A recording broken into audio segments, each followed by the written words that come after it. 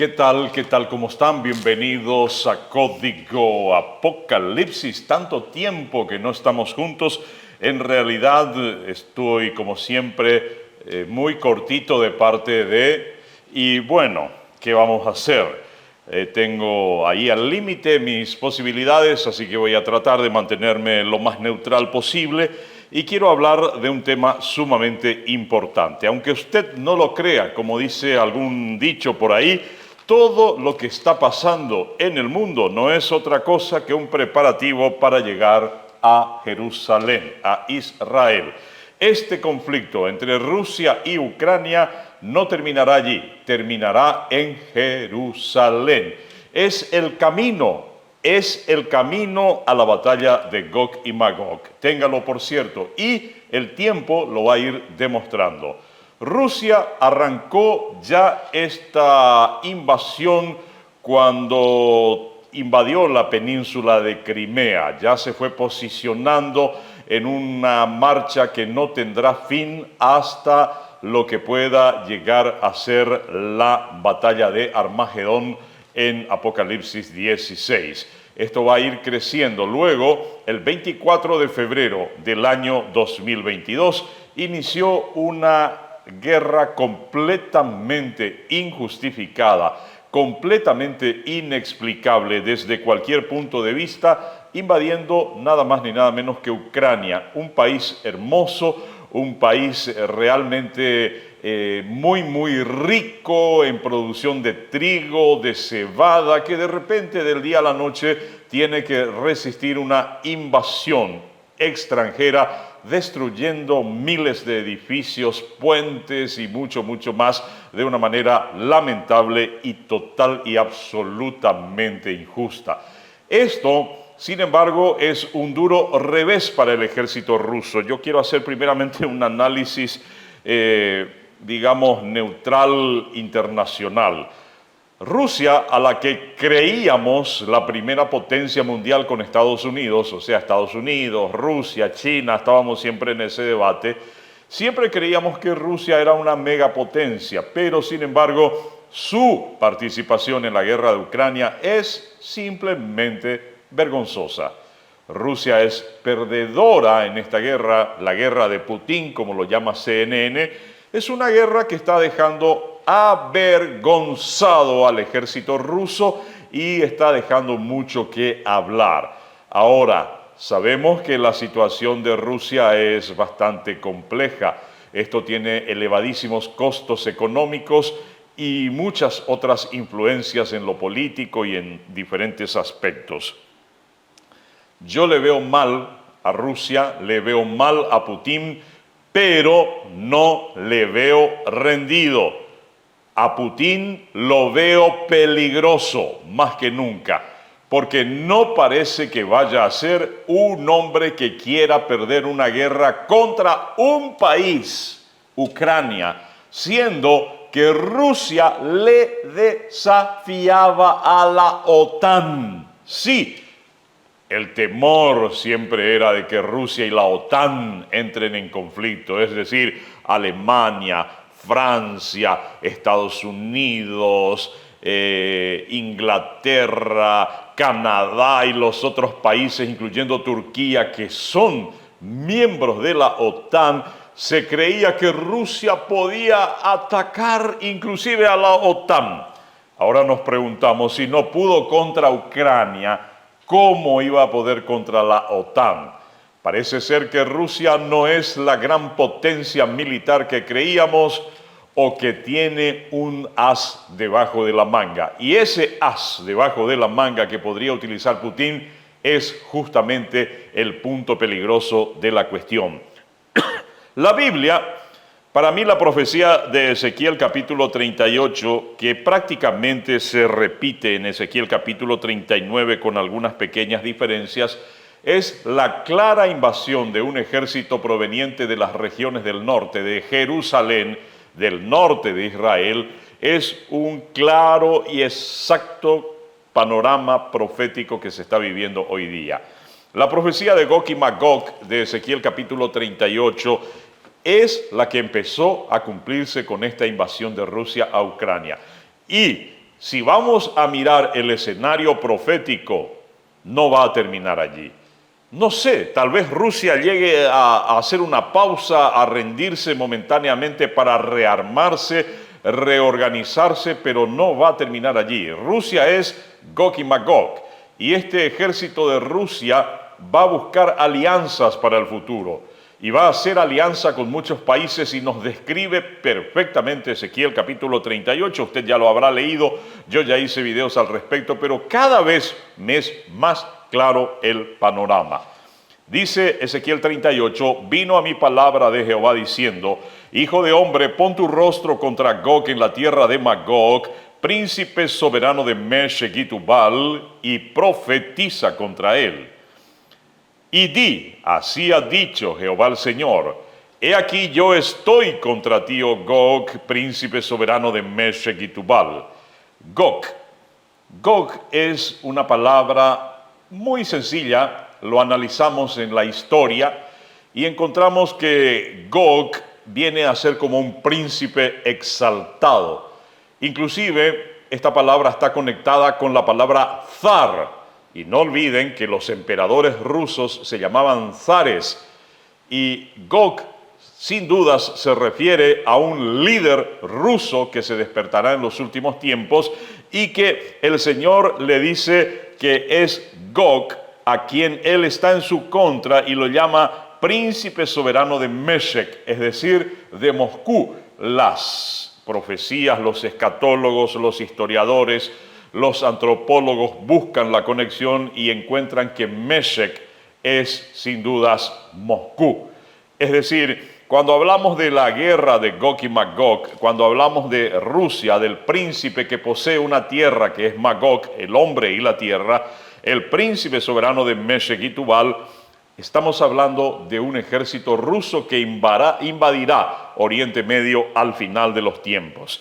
Y miren que esta guerra está tan bien posicionada proféticamente que el fracaso de Rusia, lejos de ser una contraposición a esta profecía, para mí es más bien una exacta posición para que este ejército de Rusia debilitado busque alianza. Porque Ezequiel capítulo 38 nos habla de alianzas.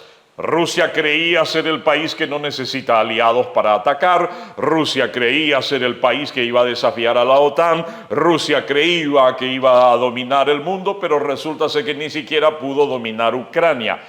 Repito, esto es delicado, porque esta Rusia no se va a entregar. Putin no es un hombre que vaya a perder la guerra. Es un hombre que tal vez se retraiga en algún momento o mantenga un frente de posición y dure esta guerra muchísimos años así a medias hasta que empiece a hacer las alianzas que dice Ezequiel 38. Y escucha bien, porque dice la Biblia y lo dice el Señor, lo dice, está hablando Dios mismo a través del profeta Ezequiel. Dios le dice a Ezequiel que le diga al príncipe soberano de Meshech, es decir, de Moscú, al líder de Rusia, a Gog, el líder exaltado, el zar, le dice, yo te quebrantaré y pondré garfios en tus quijadas y te sacaré. Es decir, Dios mismo está sacando al ejército de Gog y lo está trayendo ¿hacia dónde? Hacia Israel, que es el objetivo final. Y dice, te quebrantaré, pondré garfios en tus quijadas y te sacaré a ti, a todo tu ejército, caballos y jinetes, de todo y en todo equipados, gran multitud con paveses y escudos, teniendo todos ellos espadas. Quiero mirar algunos detalles de esta profecía que son sumamente importantes. Primero, dice que Dios mismo hará que Gog venga. Vamos a ir viendo que viene a Jerusalén, viene a Israel. Dios mismo le pondrá garfios y le sacará a su ejército.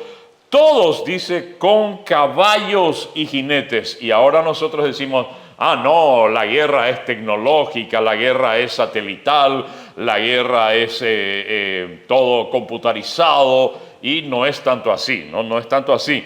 Y estamos hablando de que este cumplimiento final de Rusia con los aliados para venir en contra de Israel Esto probablemente para la marcha final va a tomar todavía algunos años.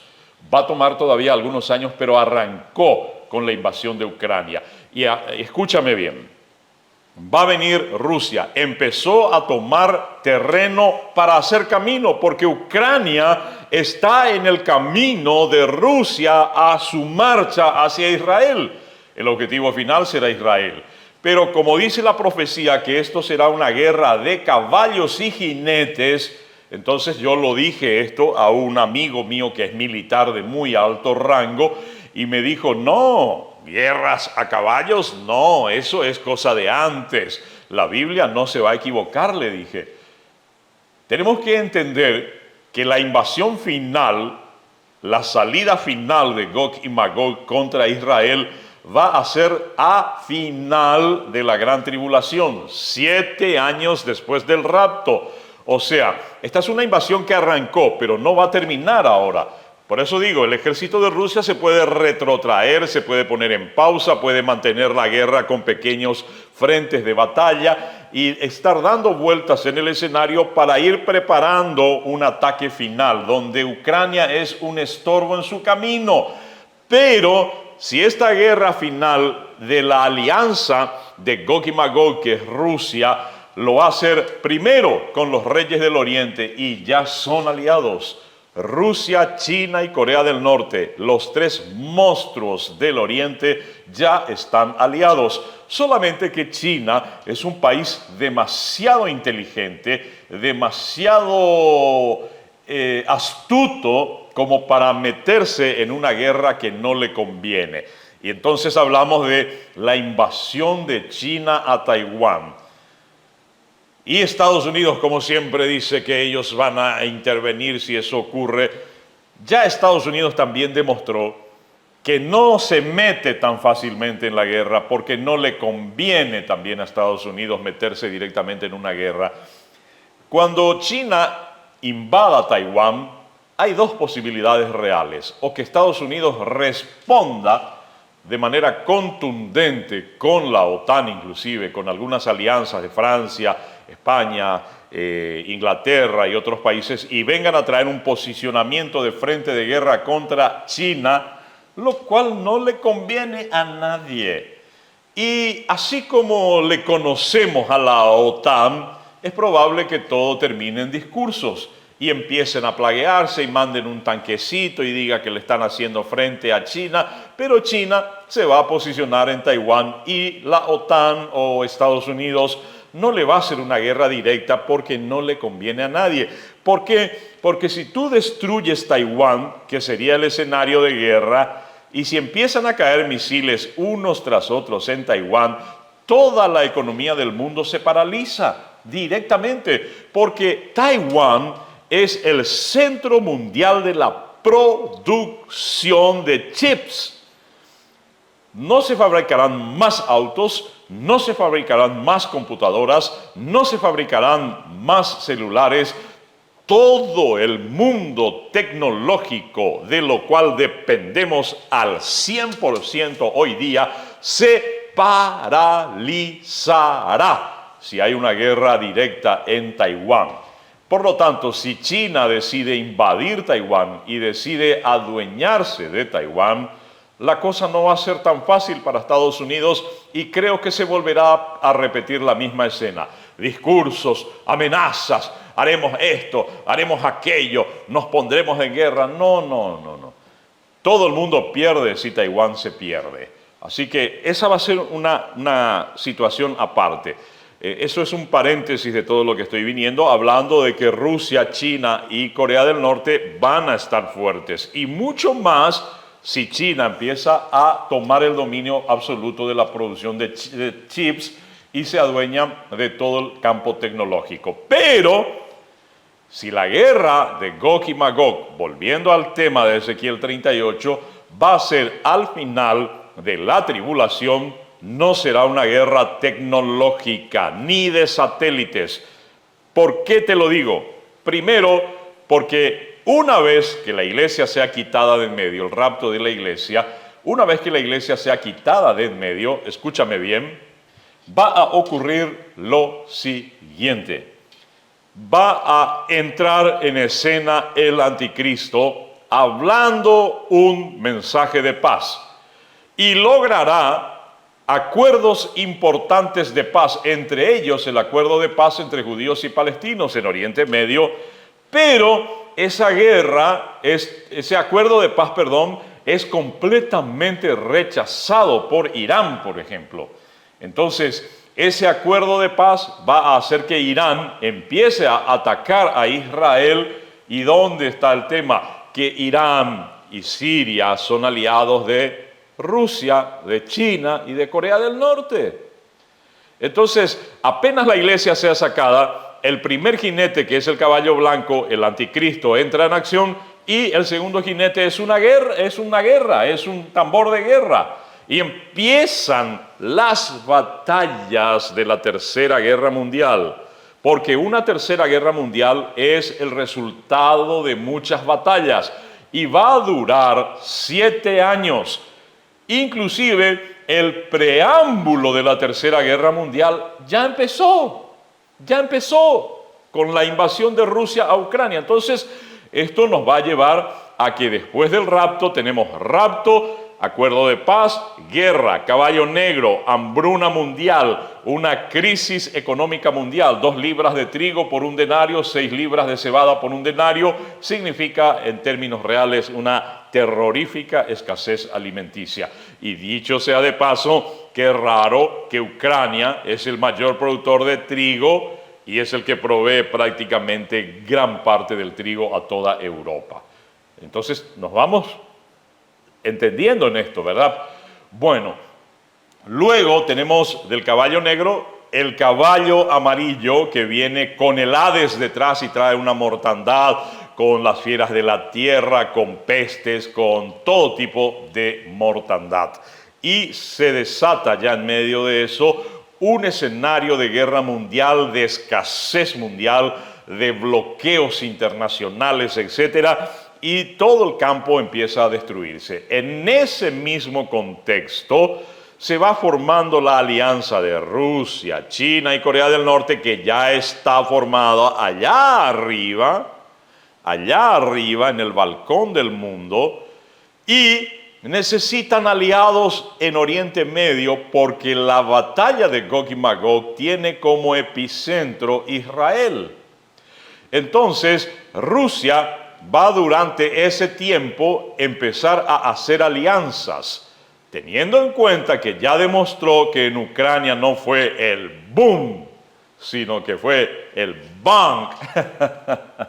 Entonces va a tener que buscar alianzas, y va a buscar alianzas como nos dice aquí. Pero antes de pasar al siguiente versículo, estamos hablando de caballos y jinetes. ¿Qué tiene que ver el caballo y el jinete aquí? Durante la tribulación y la gran tribulación va a haber una tormenta solar monstruosa. Y todos los satélites y todos los sistemas de comunicación digital, ¡pum!, explotarán. No quedará nada. Eso ocurrirá aproximadamente allá por los 4 años después del rapto. Dios preparando el escenario de Gog y Magog. Entonces, si no hay satélites, si no hay petróleo, porque la guerra va a destrozar la producción de petróleo. El petróleo va a costar, se va a pagar en oro, no en dólares. El petróleo va a ser oro líquido en tiempos de la tribulación y la gran tribulación. Y además de eso, entre las guerras y las batallas que se van a ir desatando dentro de la tribulación y la gran tribulación, los pozos petrolíferos serán atacados. O sea, no habrá combustible, habrá pero muy poco, no habrá sistema satelital, y si no hay combustible, y si no hay satélites, si no hay cómo traer los cañones a Oriente Medio, cómo traer los tanques de guerra a Oriente Medio, ¿cómo se va a hacer? A caballo. Ah, no, pero ¿cómo que a caballo? Y usted puede mirar cuál es el panorama mundial. Usted piensa que el ejército de Rusia no tiene caballería. Busque en YouTube y ponga desfile de marcha de la victoria en Rusia y usted va a ver que hay un ejército de caballería de primer nivel. China, sí, también puede buscar ejército de la caballería de China, tienen caballos de primerísimo nivel. Usted puede poner entonces también ejército de los caballos de Arabia y usted va a darse cuenta, y usted sabe que la historia nos dice y la realidad nos dice que los árabes tienen los caballos más briosos del mundo, los famosos caballos árabes. Y los árabes tienen ejércitos de caballos. La alianza de Rusia, China, Corea del Norte y los países árabes que se involucrarán en esto será una guerra de jinetes, será una guerra de caballería. Y eso es lo que nos dice el capítulo 4, el versículo 4 del capítulo 38 de Ezequiel, que Gog y Magog no vendrá con tanques, no vendrá con satélites, vendrá con caballos y jinetes. Y esa guerra tiene que terminar en una batalla de jinetes. ¿Saben por qué? Porque el que va a venir a ganar la guerra, la tercera guerra mundial, el que va a venir a ganar la batalla de Armagedón, va a ser ¿quién? El gran jinete del caballo blanco, pero no el del capítulo 6 de Apocalipsis, sino el del capítulo 19. El Rey de Reyes y Señor de Señores, Jesucristo montado en un caballo blanco y nosotros detrás de él como los hijos suyos, como los que hemos vencido por la sangre del Cordero. Entonces, Jesús aparecerá en Gog y Magog, en la batalla de Armagedón, vestido con una vestidura teñida en sangre y escrito en su muslo, Rey de Reyes y Señor de Señores, en la vestidura de su muslo, y el Señor va a venir a caballo. Por eso la Biblia encaminará el escenario para que sea una guerra de jinetes. Y cuando miramos la gran invasión de 200 millones de soldados, dice que la muerte será tan grande que la sangre de los muertos llegará ¿hasta dónde? ¿Hasta el freno de los tanques, dice? No, hasta la sangre llegará hasta la altura de los caballos, hasta el freno de los caballos. Es decir, la guerra final de Armagedón, de lo cual tomará parte Gog y Magog, el príncipe de Rusia y sus aliados, va a ser una guerra de caballos. Me encanta la Biblia, me encanta la perfección de sus profecías. Esto es sencillamente magistral. Y bueno, ya entendemos ahora que la batalla final de la Tercera Guerra Mundial, que es la invasión de Gog y Magog en la batalla de Armagedón de Apocalipsis 16, va a ser una guerra de, a ver si me lo dices ahí en tu casa, de caballos, de jinetes. Bueno, entonces tenemos todo allí el escenario. Y viene Persia, Cus y Fut con ellos, todos ellos con escudo y yelmo, dice aquí la palabra de Dios. Y vamos a ir viendo que tenemos en el versículo 5 de Ezequiel 38, Persia, Cus y Fut con ellos. Aquí estamos hablando ya de países que se van a aliar ¿con quién? Con Gog y Magog. ¿Y quién es Gog y Magog? Rusia. Y bueno, se viene la invasión de Gog y Magog, se viene con todo su ejército, y entonces tenemos allí claramente que se alían Persia. ¿Quién es Persia? Persia es Irán. Usted puede buscar en Google cómo se llama Irán, y el nombre oficial y político de Irán es Islamic Republic of Persia, es decir, República Islámica de Persia.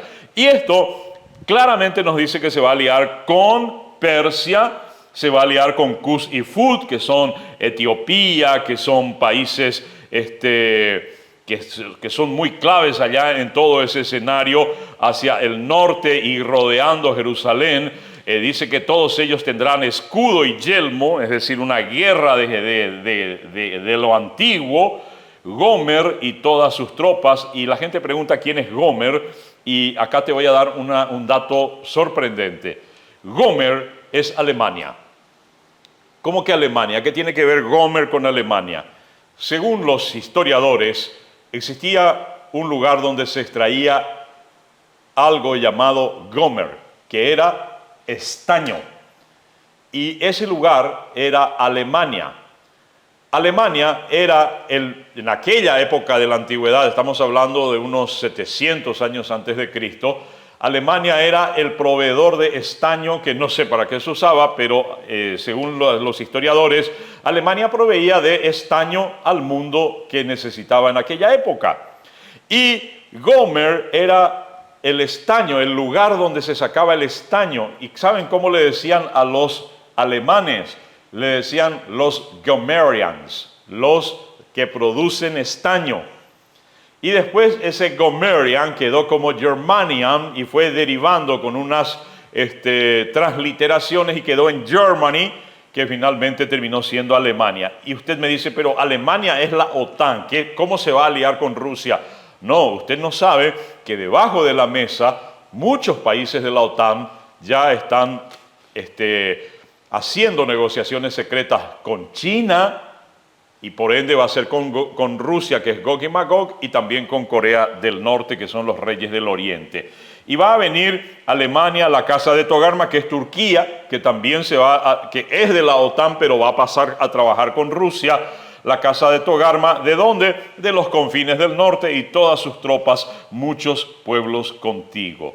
Prepárate y apercíbete tú y toda tu multitud que se ha reunido a ti, y sé tú su guarda. ¿A quién le está hablando la profecía de Ezequiel 38? Le está hablando a Rusia.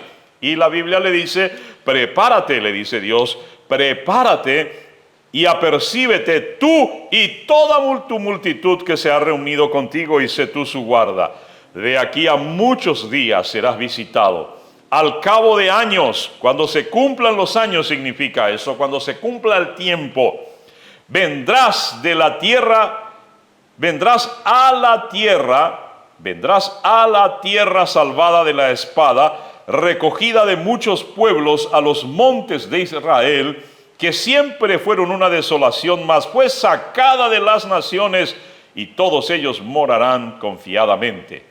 Subirás tú, vendrás como tempestad, como nublado para cubrir la tierra. Serás tú y todas tus tropas y muchos pueblos contigo. En realidad se van a aliar con Rusia todos los pueblos árabes. Hablamos de Turquía, de Siria, de Irán, de Arabia Saudita. Hablamos de todo ese enjambre de países musulmanes que se van a aliar con Rusia para que Rusia pueda venir a invadir, ¿qué cosa? La tierra salvada de la espada y la que fue recogida de muchos pueblos. ¿De quién está hablando? De Israel. Tenemos docenas de versículos bíblicos que nos dicen que Israel en los últimos tiempos volvería a ser sacada de las naciones. Inclusive te voy a dar un dato sorprendente. La Segunda Guerra Mundial fue permitida por Dios, 1939 a 1945, para que se levante un hombre llamado Adolf Hitler y sacuda la estantería mundial y de esa manera incomode a los judíos, porque los judíos estaban en la diáspora. La diáspora empezó en el año 70, cuando el general Tito invadió Jerusalén y destruyó el templo, y los judíos fueron esparcidos en lo que se llama la diáspora judía, y ellos fueron inclusive a Rusia, a muchos países, están por todas partes en Europa, y estaban cómodos y contentos. Ellos no pensaban en volver a su tierra, hasta que había un hombre que se llamó Theodor Herzl, que fue el padre del sionismo y que fue el que empezó a lanzar el eslogan que decía Eretz Israel, que significa tierra de Israel, y Hitler sacude toda la estantería mundial y persigue ¿a quién? A los judíos. 6 millones de ellos fueron asesinados en cámaras de gas y otras formas crueles de asesinato de parte de Hitler. Y escúchame,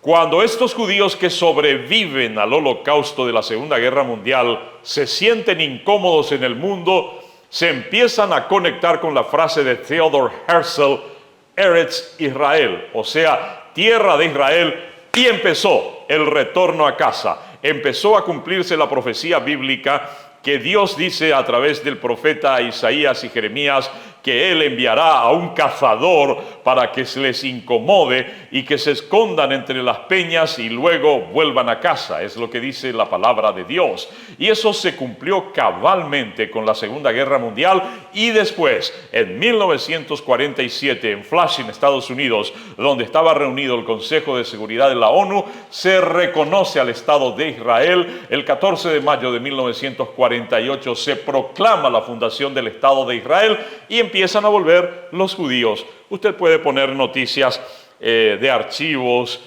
puede mirar, por ejemplo, habitantes judíos en 1950, en 1960, en 1970, y te vas a dar cuenta que empezaron a volver, y hoy son casi 9 millones de habitantes en Israel. O sea, es la tierra recogida de las naciones de toda la tierra, de América del Sur, de Estados Unidos, de Europa, de Rusia, de China, de todas partes donde fueron esparcidos en la diáspora del año 70 después de Cristo. Todos ellos volvieron a Israel y ahora Israel es una nación increíble. ¿Quién diseñó el chip del Intel? Eso que usas en tu computadora. El chip Intel, el cerebro de las computadoras. Israel. ¿Quién lleva la delantera en todos los descubrimientos científicos del mundo? Israel. Están descubriendo la cura para el cáncer, descubrieron ya una cura para el Parkinson, descubrieron la cura para el Alzheimer, están al frente en todos los descubrimientos científicos y médicos. Israel es un gigantesco productor de verduras y frutas. Israel es dueño de una ganadería espectacular. Israel es también exportador mundial de flores. Y usted me va a decir, ¿flores? ¿Para qué? Ah, no, usted no sabe la cantidad de millones de toneladas de flores que se comercian en el mundo para diferentes cosas, para decoraciones, para jardines, para infraestructuras donde se montan jardines espectaculares. ¿Quién produce toda la flor para Europa y para el mundo? Israel. Israel tiene también una gigantesca reserva de gas y cuidado con esto. ¿Por qué? Porque ahora mismo la guerra de Rusia contra Ucrania y por ende de paso contra Europa es también, aparte de ser la guerra del trigo y la cebada, la guerra del gas. Porque Rusia es el poseedor de la mayor reserva de gas a nivel mundial. Bueno, ¿y qué tiene que ver eso? Que hay un gasoducto llamado Nord Stream y está el Nord Stream 2, que son los que llevan el gas a toda Europa. Y toda Europa no solamente cocina su comidita con el gas, el sistema de calefacción europeo funciona a gas. Entonces Rusia dice, yo les voy a dar un invierno apocalíptico, les voy a cerrar el gas y ustedes se mueren congelados. No necesito ni siquiera de arma, dice Putin. Y le amenaza a Europa que en este invierno, entre el 2022 y el 2023, él puede cerrar ocasionalmente el paso de gas del Nord Stream y de esa forma congelarle prácticamente a Europa, porque ya en las grandes ciudades no hay tanta leña como para calentar. Usted me dice, no, pero no había gas hace 50 años, hace 70, 80 años. Sí, pero había mucha leña, ahora ya no hay leña, estamos todos deforestados. Entonces el gas es el único elemento que tienen los europeos para la calefacción. Pero resulta ser que Israel ahora tiene una reserva de millones de metros cúbicos de gas. Y Israel le puede proponer, y ya se está hablando de esto, le puede proponer a Europa que corten el Nord Stream y que empalmen con un Nord Stream propio de Israel, y que Israel le puede dar el gas que Europa necesita. Esto dejaría a Rusia más descolocado que una pelota de vóley en una cancha de tenis. Esto va a ser sencillamente devastador para Rusia y su odio contra Israel va a aumentar. Como si fuera poco, ahora en las elecciones de pleno noviembre del 2023, volvió al poder Benjamin Netanyahu, que fuera primer ministro de Israel, que ahora vuelve al poder y dice, nosotros queremos meternos en la guerra para apoyar a Ucrania. Es decir, Israel de alguna manera le va a derramar pimienta a los ojos de Rusia, de Gog y Magog, y va a hacer que venga con toda su furia aliado con numerosísimos países árabes. Y vendrá sobre la tierra salvada de la espada, la que fue recogida de muchos pueblos. ¿A dónde? A los montes de Israel. que siempre fueron una desolación, mas fue sacada de las naciones, y todos ellos morarán confiadamente. Subirás tú y vendrás como tempestad, como nublado para cubrir la tierra. Serás tú y todas tus tropas y muchos pueblos contigo. Así ha dicho Jehová el Señor. En aquel día subirán palabras en tu corazón y concebirás mal pensamiento y dirás: subiré contra una tierra indefensa. Iré contra gentes tranquilas que habitan confiadamente. Todas ellas habitan sin muros y no tienen cerrojos ni puertas, para arrebatar despojos y para tomar botín. Ese botín puede ser petróleo, gas y toda la producción de Israel actual. Para poner tus manos sobre las tierras desiertas ya pobladas y sobre el pueblo recogido de entre las naciones, que se hace de ganado y posesiones y que mora en la parte central de la tierra. Saba y Dedán y los mercaderes de Tarsis y todos sus príncipes te dirán: ¿has venido a arrebatar despojos? ¿Has reunido a tu multitud para tomar botín, para quitar plata y oro, y para tomar ganados y posesiones, y para tomar grandes despojos? Por tanto, profetiza, hijo de hombre, y di a Gog, a Rusia: así ha dicho Jehová el Señor, en aquel tiempo cuando mi pueblo Israel habite con seguridad, ¿no lo sabrás tú? Vendrás tú de tu lugar, de las regiones del norte, y tú y muchos pueblos contigo, todos ellos, vuelve a decir, a caballo. No olviden que ya dije que la batalla final, la guerra de Armagedón, la batalla de Armagedón será una guerra de caballería, no de tanques de guerra ni de misiles, porque todo el sistema tecnológico del mundo estará destruido con una tormenta solar y todo el sistema de la producción petrolífera mundial estará en crisis total. Entonces va a ser una guerra de caballos, gran multitud y poderoso ejército. Y subirás tú contra mi pueblo Israel como nublado para cubrir la tierra. Será al cabo de los días y te traeré sobre mi tierra para que las naciones me conozcan, cuando sea santificado, oh Gog, delante de tus ojos. Y así ha dicho Jehová el Señor: ¿no eres tú aquel de quien hablé yo en tiempos pasados por mis siervos los profetas de Israel, los cuales profetizaron en aquellos tiempos que yo te había de traer sobre ellos? Entonces volvemos al escenario de Ezequiel. Ezequiel está allá. Ezequiel profetizando que en el final de los tiempos Dios pondrá garfios y le quitará de sus quijadas ¿a quién? A Gog y Magog, para traerlo sobre Israel. Era la profecía de Ezequiel. Aquí, ya en plena batalla de Armagedón, Dios vuelve a recordar su propia profecía al profeta Ezequiel y le dice: ¿no eres tú aquel de quien hablé yo en tiempos pasados por mis siervos los profetas de Israel, los cuales profetizaron en aquellos tiempos que yo te había de traer sobre ellos? En aquel tiempo, sin embargo, cuando venga Gog contra la tierra de Israel, dijo Jehová el Señor, subirá mi ira y mi enojo, porque he hablado en mi celo y en el fuego de mi ira, que en aquel tiempo habrá gran temblor sobre la tierra de Israel, que los peces del mar, las aves del cielo, las bestias del campo y toda serpiente que se arrastra sobre la tierra, y todos los hombres que están sobre la faz de la tierra, temblarán ante mi presencia, y se desmoronarán los montes, y los vallados caerán, y toda pared, todo muro caerá a tierra.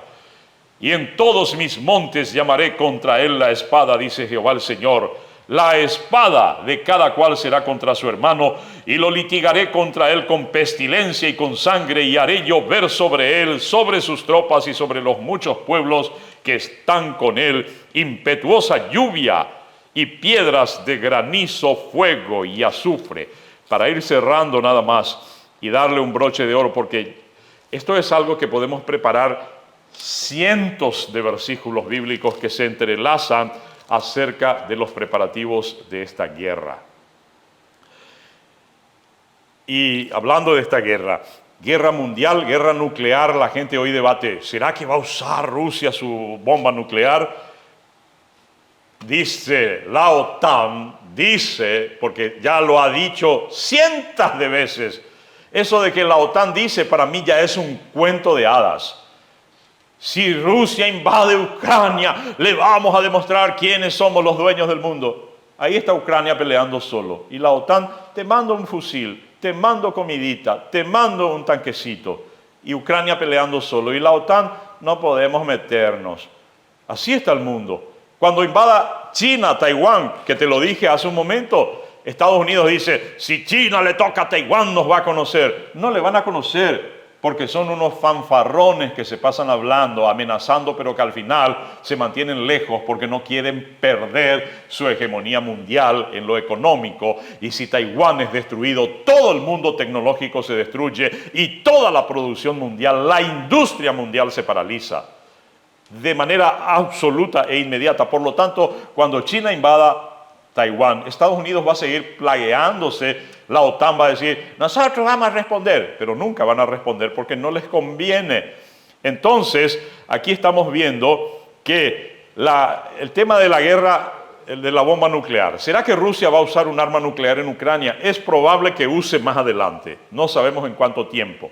Es probable que use una bomba nuclear de bajo impacto. ¿Y por qué lo digo? Porque es el profeta Zacarías el que hace una alusión a esto. El profeta Zacarías habla de una descripción de una bomba mundial, y te lo quiero demostrar rapidito en Zacarías 14:12 dice, esta será la plaga con que herirá Jehová a los pueblos que pelearen contra Jerusalén.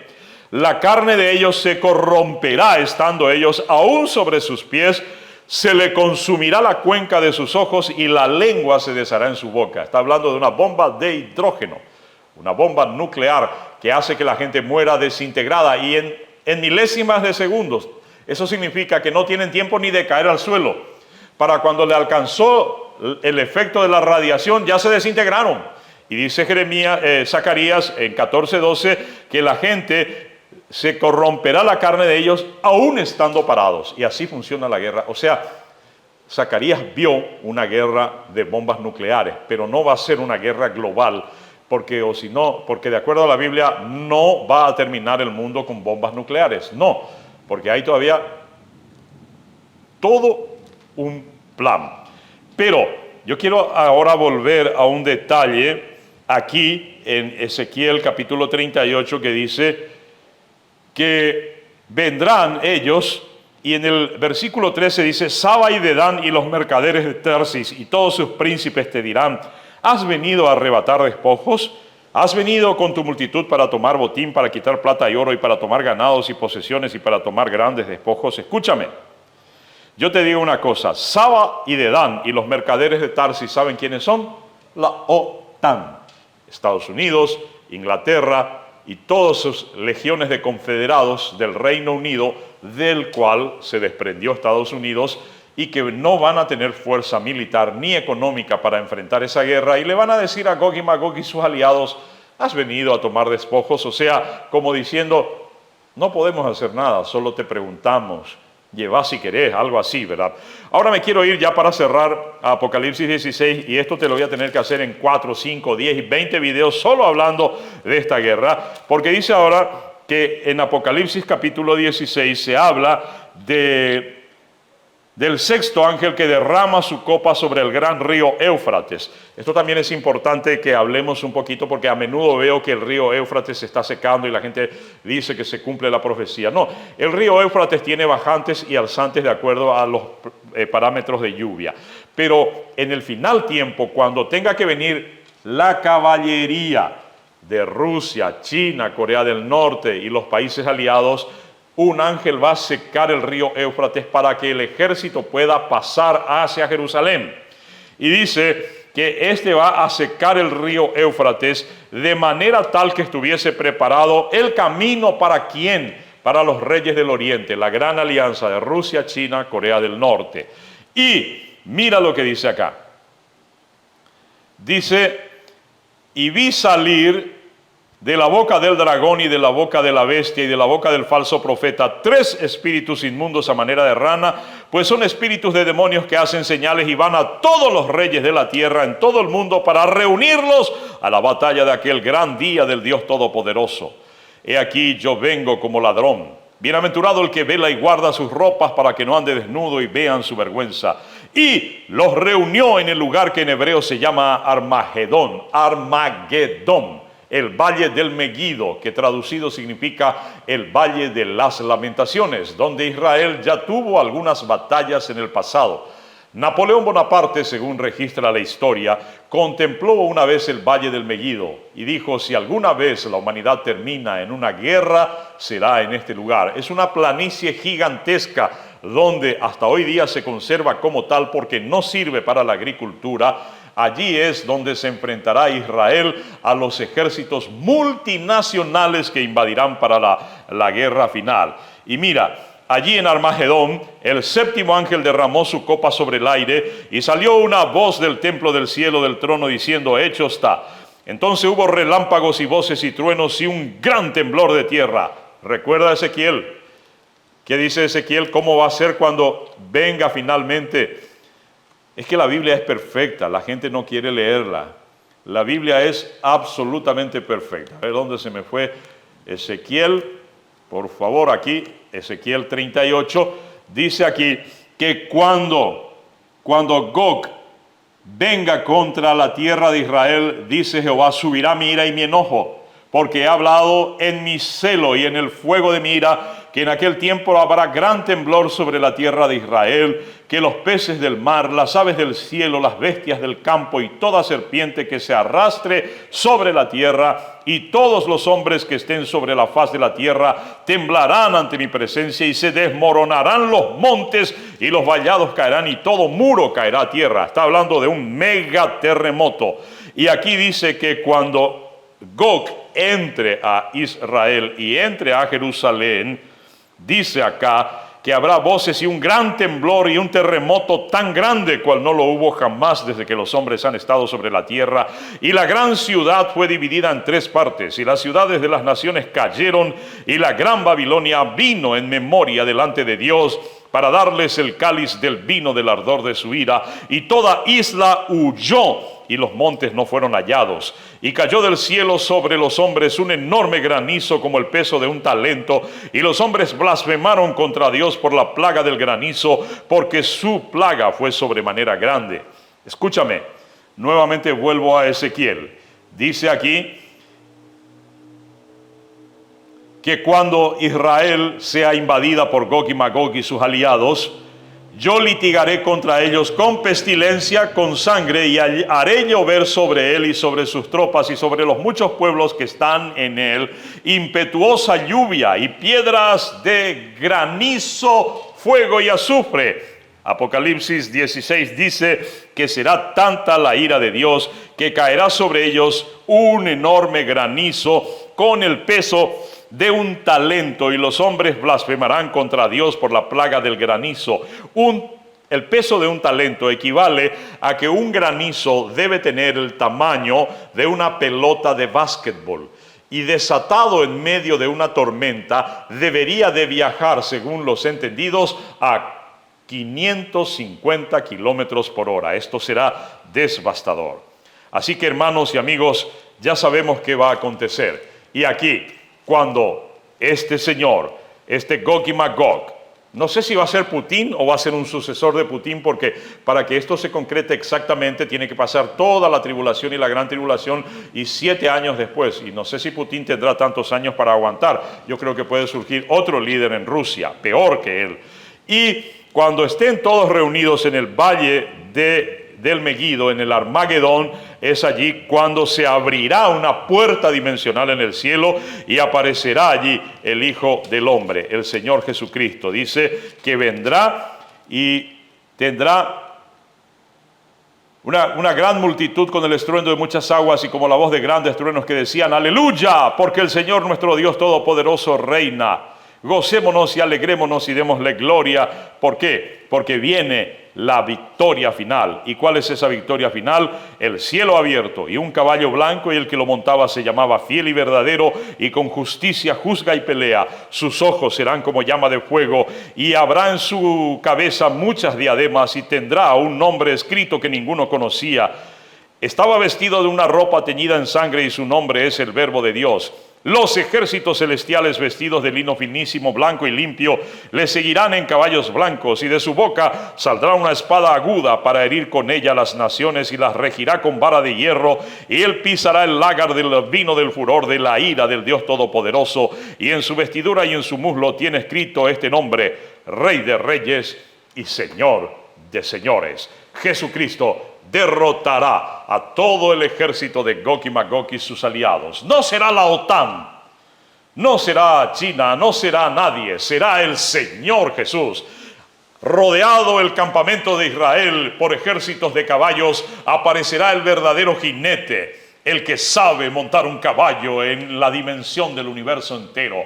Vendrá rodeado de sus santos y de sus ángeles. Nosotros vendremos con él e invadirá, no invadirá, abrirá las cortinas del cielo, hará llover sobre ellos granizo, piedra, fuego, azufre, terremoto. Cada uno de ellos pelearán contra sí mismos. La sangre de los muertos llegará hasta el freno de los caballos, y descenderá el Rey de Reyes, entrará por la puerta del Mesías a Jerusalén para tomar el control y el dominio del mundo y reinar primeramente por 1000 años y luego por la eternidad. Apocalipsis 24 dice que los que recibieron facultad de juzgar y los que no se dejen marcar por la bestia serán los que se sentarán y reinarán con Cristo por 1000 años. Ese milenio está descrito en Isaías capítulo 11, en Isaías capítulo 65, y allí tú puedes ver que será un tiempo perfecto de la humanidad. Luego del milenio se establecerá el trono del juicio final, porque habrá dos elementos de juicio: los 6000 años del maléfico gobierno de Satanás y sus demonios, y el milenio, el maravilloso tiempo del reinado del Mesías. Y habiéndose comparado con dos elementos de juicio, se podrá sentar el juez eterno, el Rey de Reyes, el Dios mismo, el Dios de Abraham, de Isaac y de Jacob, para dictar sentencia contra Satanás y todos sus secuaces, quienes serán declarados culpables, serán lanzados a un lago de fuego y azufre que arde por los siglos de los siglos, y todos aquellos seres humanos que no han sido inscritos en el libro de la vida también serán lanzados con Satanás al lago de fuego que arde por los siglos de los siglos. Querido hermano, querido amigo, ponte a cuentas con Dios. El tiempo se ha cumplido. Apenas entremos al 2023, el escenario profético empezará a cambiar radicalmente. Para el 2024 estaremos en un escenario completamente profético, y el rapto de la iglesia puede ser ahí, a la vuelta de la esquina. No sabemos cuándo, pero sí sabemos una cosa: debemos tener aceite en nuestras vasijas, y el aceite es el Espíritu Santo. Que Dios te bendiga rica, poderosa y abundancísimamente en el nombre de su amado Hijo Jesús. No olvides de suscribirte, activa la campanita y estate atento para recibir más videos de Código Apocalipsis, el poder de la revelación.